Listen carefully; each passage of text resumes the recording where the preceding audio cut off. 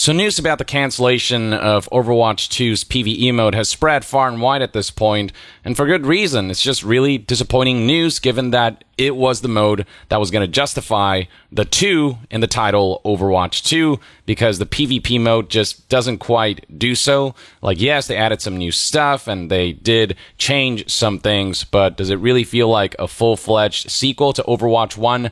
Not really. The PvE mode actually felt like something new and exciting and substantial, and now the mode is fully scrapped, and instead PvE is being split up into a bunch of live service updates, essentially. And yes, there are story missions that are going to be released in piecemeal fashion, but it's just not the same as that one big, substantial campaign-like experience, that one big release that we were originally supposed to get. Stuff like this has been scrapped entirely. The selection of talents, a long-term progression system for heroes, things like this, the talent tree that would allow you to customize the play styles of your heroes and also give them some really cool enhancements and boosts that'd be well suited for the kind of PvE experience that was originally being developed. And all of this was relayed by developers of Overwatch 2. The brief summary, as relayed here by CarQ, is Overwatch 2 update from the dev chat. Original PvE vision from 2019 is no more. Talent tree scrapped, and there will be no standalone version. It's just little bits of PvE, such as mission stories released with each PvP season as part of their live service. And you can see right here the kind of traction that this news has garnered, with over 30,000 likes already and over 21 million views. And this is just a single tweet. There are plenty of others with millions of views and tens of thousands of likes that express similar sentiments of disappointment. And going on Metacritic right now, you can see that the user score is starting to suffer further because there's a new wave of negative reviews because people are peeved that they're not going to get what was promised. And I've already shown plenty of tweets of people talking about what a terrible situation this is, that all of this cool stuff is being scrapped and the PvE mode is now being gutted to bulk out the free-to-play battle pass system. Plenty of people expressing woes about just how mismanaged and mishandled Overwatch is as an IP. And plenty of people are pointing out that the entire reason for Overwatch 2 existing, the thing that was going to justify its sequel label, has been completely scrapped. And so Overwatch 2 just has no business having that 2 at the end of its title anymore. And alongside that, plenty of memes coming in. Somebody here comparing the situation to the SpongeBob episode where Mr. Krabs opened up Krusty Krab 2, and it's just basically Krusty Krab 1 with a 2 label. Others have equated this situation to this Eric Andre meme. We're excited to finally share PvE news with you. Here is Dead Overwatch 2. Shoots Dead Overwatch 2. There isn't any. Here's somebody else who's deeply disappointed, stating here that Blizzard has never let us down like this before. And here's the thing, Blizzard has let us down plenty of times in months and years past, but this feels like just a whole other level. And all of these memes are garnering tens of thousands of likes, hundreds of thousands of views, as you can see right here. So, yeah, this is definitely a major topic of conversation this week. Here's somebody else who went as far as to say that the Overwatch community is in shambles, and here is the Peaky Blinders meme of Cillian Murphy just in utter despair.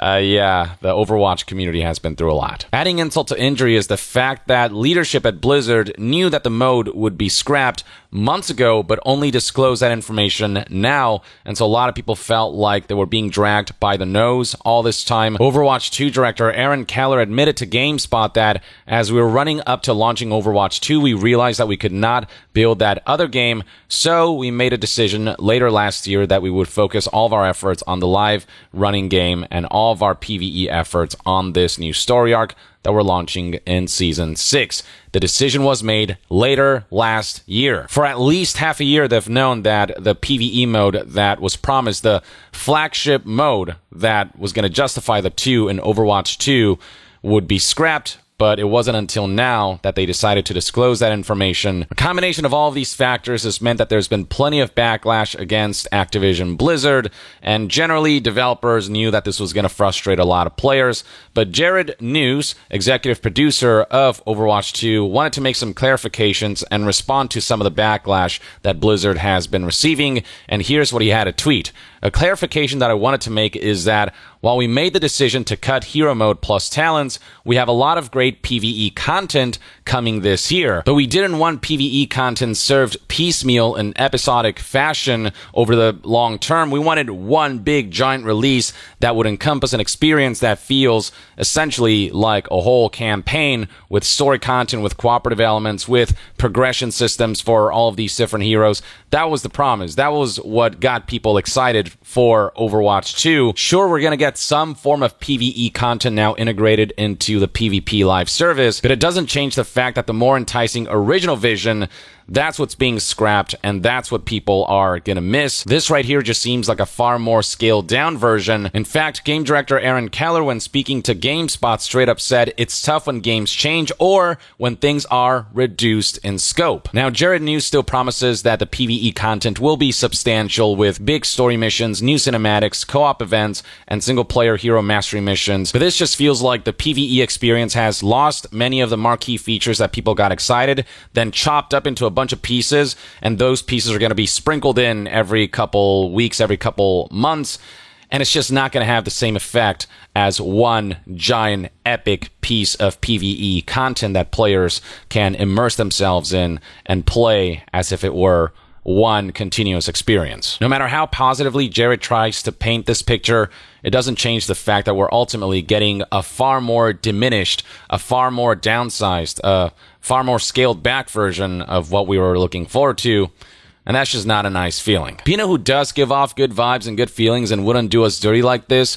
Keanu Reeves, which is why I hung him up on my wall here, which brings us to the sponsor of today's video, Displayed. This is a company that's focused on delivering high-quality metallic posters that feature your favorite designs and artwork to decorate your home or workplace interiors. My collection centers around video games, of course. Got myself one of our Lord and Savior Keanu Reeves, aka Johnny Silverhand, alongside ones of Darth Vader from Star Wars, my boy Godfrey from Elden Ring, the Courier from New Vegas, and of course, gaming's queen and mistress, Lady Dimitrescu. Not only do the images on the displays feel very high quality and high fidelity, they're super easy and convenient to set up and hang. Displays come with these strong magnets that you can stick anywhere on your wall, and from there, mounting and adjusting your display poster is as simple as placing it in your preferred position and angle. The process literally took me a minute or two for each display. It's as hassle-free as it gets. Hell, even making fine adjustments is super simple because of the unlimited degree of positional manipulation that the magnetic attachment allows. Once these are up and hanging, man, do they look gorgeous and liven up the room they inhabit. And you can decorate your interior spaces and express yourself as well at a discounted price by using my link and the code YONGYEAH to get 20% off if you buy 1 to 2 displays and 30% off if you buy 3 or more. Anyway, back to Jared's tweets here. After making this clarification, Jared continued by stating, I also want to acknowledge that today has been a challenging day for many of us in the Overwatch community, players and developers alike. We understand that today's news about the scope of PvE is frustrating. We on the Overwatch leadership team didn't make the decision lightly. I really do feel for the devs. They are probably more heartbroken than the players are because they actually worked on this thing. They poured their hearts and souls and time into this. They've been spending so long on what was an exciting prospect, only for all their work to be for naught. And now they got to deal with a community who they know are extremely disappointed by all of this. And not to say that the players' sentiments don't matter, but developers are also hurting, no doubt. The folks who this was not up to. You know, a lot of the developers are just doing what they're told.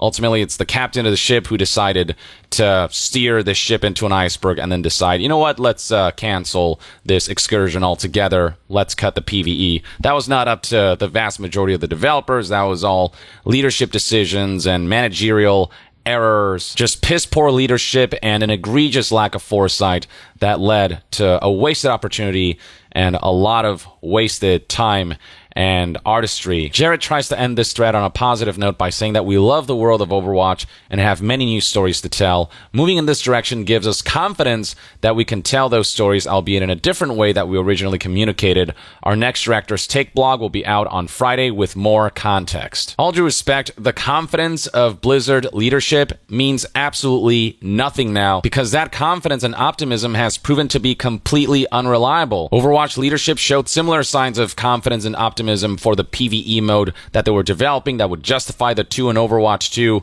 And look how that turned out. How can they expect that anyone will ever take Blizzard leadership at their word ever again? How can they expect that people won't approach Blizzard announcements and promises with a lot more caution, with the mentality of, I'll believe it when I see it? And that goes doubly true when you consider that Blizzard leadership knew that PvE would be scrapped for months now and only told us recently. Here's a Twitter user calling this out. So your clarification is basically stated, we knew for a while this was the case, but we lied and bait and switched our community to think what was actually marketed was still coming. Here's somebody else expressing similar sentiments in more patient words. I feel like this should have been communicated at the launch of Overwatch 2 or around that time. Overwatch 2 did launch towards the end of last year, and it was stated by Aaron Keller that they made the decision to scrap PvE later last year. So they knew when Overwatch 2 launched, or just a little after, that PvE was an impossible task, or at least in the shape and form that was originally promised.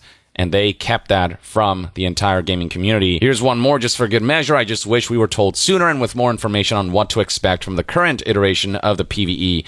Open communication goes such a long way. Blizzard leadership tout that they wanted to be transparent. That's where they're putting this information out there. But not only did they try to make this announcement a lot more low-key by putting it in not as prominent part of their recent stream and presentation of what's coming up with Overwatch 2, but the fact that it took them so many months to tell us what they've known for months, you know, that is just a lack of transparency. That selective transparency that is as good as being opaque. Now, I'm very curious to see what information investigations will yield. Jason Schreier, who's a prominent reporter and investigative journalist, is already on it. He tweeted earlier today on May 17th, 2023, I'll be reporting plenty on Overwatch 2 in the future, but for now, maintaining a live service game is hard enough without building a totally new game on top, which is hard enough without constant company crises, which is hard enough without massive attrition. Worth some empathy. Now, a lot of people are misinterpreting this tweet as Jason Schreier saying that we should have empathy for the corporation, the executives, and the leadership mismanagement that screwed everything up. What he's saying here is that it's hard for the developers who don't make the decisions that lead to the ruination of projects. Like the developers who trusted their captains and followed their leads are hurting as much, if not more, than the players are. And no doubt they're very disappointed by this outcome. And it just sucks for them too. Now, one good point that Jason Schreier brings up that might be a potential contributor to how Overwatch 2's PvE mode fell apart is that between 2018 and 2022, and during the development of Overwatch 2's PvE hero mode, both the director and executive producer of the original game left the company, referring to the fact that on September of 2021, Overwatch executive producer Chaco Sony left Blizzard Entertainment, and more prominently, the one and only Overwatch game director Jeff Kaplan left Blizzard back in April of 2021. On top of that, former Blizzard employees have very publicly hinted that executive decisions from the likes of CEO Bobby Kotick, among others, has led to significant wasted development time and significant stalling of Overwatch development and significant detrimental effects to the entire Overwatch development ecosystem. And I'm sure there are plenty of other factors at play that will reveal themselves when investigations are concluded, but I have little doubt that at the very least those are pieces to this big puzzle of how did Overwatch 2's flagship marquee PvE mode crumble so disastrously. It's also worth noting that compared to other teams within Blizzard, the Overwatch team is smaller. Jason Schreier made it a point to highlight that, as far as he knows, the World of Warcraft team, for example, has always been much bigger than the Overwatch team, and creating a whole new mode that plays completely differently from the PvP with a PvE mode. You know, that was a tall order that clearly required a lot more manpower and resources that the developers of Overwatch just didn't have. And leadership's inability to predict the scope of this project, their inability to have the foresight necessary to not announce something so major publicly before pulling the rug from under many players who are so highly anticipating the PvE mode, you know, that's a miserable failure in leadership. Already we're seeing people on Reddit, for example, respond to Jared News's response to the backlash and his clarification on things.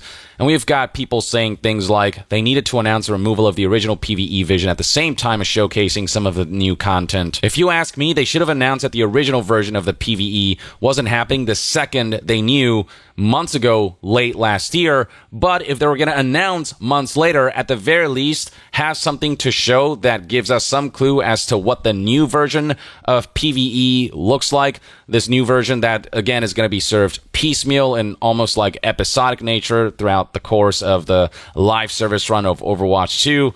I have little doubt that it's going to be vastly inferior and vastly scaled down and vastly less feature complete than the original version. But at the very least, giving us some kind of clue as to what this new version looks like. And if it does look good enough, it might give people some ease of mind. But apparently this Friday, we're going to find out more about the new vision, the change in direction for PvE. And they say change in direction. Let's not kid ourselves. This is a diminishing of the original version. It is a scaled down version of what was originally promised. This user finishes off with, instead, they announce the PvE vision is dead, and they show us a whole bunch of things coming that we know absolutely nothing about. Moving further down, they knew at launch that PvE wasn't going to be in the game, yet they advertised it and used it to bring up numbers. Plenty of people are highlighting this. I do agree that that's incredibly scummy, and I have little doubt that they did this knowing the negative PR that this would cause and the potential negative impact that that would have on Overwatch 2 sales while the iron was still hot, because Overwatch 2 didn't launch that long ago, just a couple months ago, and they wanted to drive sales as much as possible before dropping this bombshell of a bad news that could potentially drive players away from making an Overwatch 2 purchase. This all feels very much calculated, and I don't know how far up the chain of command this order goes to delay the announcement of the scrapping of the PvE mode that was originally promised. But beyond the timing of their announcement, it's the way they announced it made it such a low-key aspect of their overall recent presentation. This user highlighted how I personally freaking hated how they tried to slip the news in the middle of a live stream like it somehow wasn't the main topic of discussion. And the culmination of all of these different factors is that a lot of goodwill has been lost for this user. The goodwill is just gone. Even if the stuff they show on Friday, even if some of that stuff looks pretty good, they knew over a year ago there was not going to be anywhere close to the promised PvE content and still went full steam ahead promoting it like nothing changed. And I think these are all perfectly fair sentiments and criticisms for people to express. Beyond that, people on Reddit are posting videos that highlight the lost potential of Overwatch 2's PvE. Like this right here is a clip of Donkey talking about what could have been. They're showing all of these different types of enemies, like the fly guy and the bomb dog and the smoker. There's a little clip of Lucio blasting robots into the side of a wall. They show this badass technology where you can shoot robots into each other. You can shoot the legs off of a robot. They're saying there's going to be 100 different co-op missions. There's a lot to get excited about, and it's getting easier now to imagine the incredible game Overwatch 2 could be.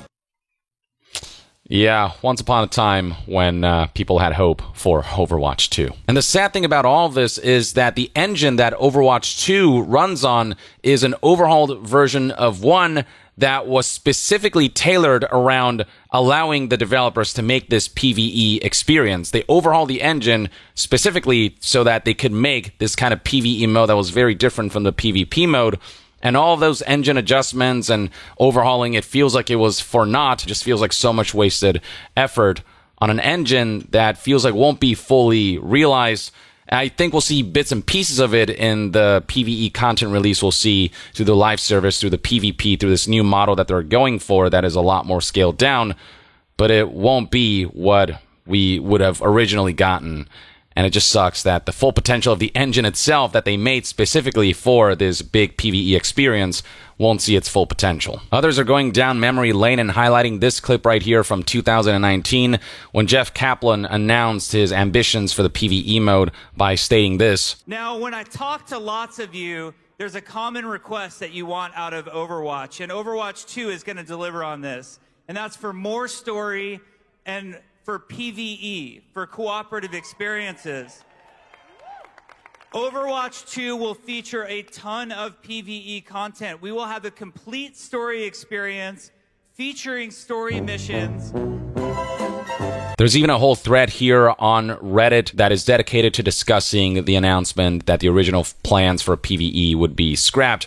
Over 30,000 upvotes already, and people saying things like insane considering they said that they had to make Overwatch 2 with the updated engine so they could do all of the PvE stuff, which wasn't possible in Overwatch 1. Down here, we got people making fun of the marketing surrounding this PvE mode. In 2019, we're slowing down on Overwatch 1 to bring some awesome PvE content. In 2020, oops, COVID, but all that awesome PvE stuff is internally playable right now. And then in 2021, any day now, but don't worry, the PvE stuff is great. It's coming soon. 2022, we're releasing Overwatch 2 now. The PvE will come later, so we can make it awesome. Around this time when Overwatch 2 launched, or shortly after, leadership at Blizzard knew that the PvE mode would not be happening, and yet they continued to dangle the carrot of this PvE mode that they knew would never be, all for the sake of minimizing negative PR surrounding Overwatch 2 so they could maximize sales. Just really deceptive and manipulative. And that finally brings us to 2023. PvE has been canceled after all this. Scrolling further down, people are wondering, so what makes this Overwatch 2 now that the PvE, the original promised version, has been scrapped? The shop? It's a valid question, honestly. We got some new heroes and some new maps, 5v5 instead of 6v6, and overhauled monetization that is worse than the original, many would argue. And all of that is supposed to be what makes Overwatch 2 a proper sequel. They could have just updated Overwatch 1 with all of that. The only thing that separated 2 from 1 was that PvE mode. That separation no longer exists. Therefore, Overwatch 2 is just Overwatch 1. So yeah, you get the idea. There's plenty of disillusionment within the Overwatch community. And as someone who's been looking for an excuse to get back into Overwatch, not having played the game for a while and just kind of being burned out by it, the PvE really was the thing that was going to bring me back. And now, for me personally and for many others, I just feel like I have no reason to really look into Overwatch anymore. I feel like I'm just going to move on and just enjoy other titles that I'm more excited about. Don't get me wrong, I still think Overwatch is fundamentally fun. You know, the core mechanics, the core modes and whatnot. But I've had my fill with Overwatch, and I just needed something really refreshing to bring me back. And without the PvE, you know, I just feel like I don't have that reason anymore. And I feel like a lot of people might feel the same way. Now, for those who are still enjoying PvP, you know, that stuff's not going away. If anything, Blizzard is doubling down on that. So, no doubt, PvP enjoyers will get plenty of enjoyment, hopefully, if they, you know, actually manage to fulfill their roadmap here and actually release content at a steady pace instead of overpromising, as plenty of AAA game companies and their roadmaps do. But for plenty of others, we're genuinely excited about PvE, like myself. This is just a big letdown. It is what it is, I guess. Well, at the very least, that's one man's take. Thank you for tuning in. This is what you need to know about the current state of community sentiment surrounding Overwatch after the announcement of the PvE cancellation, and what an executive producer for Overwatch 2 had to say about this whole situation and the backlash that Blizzard has recently been receiving. Let me know in the comments below what your thoughts and opinions are about all of this, and to be further updated on all things gaming news, reviews, and discussions, stay tuned right here on Young Yeah. I'll see you guys next time. Young out.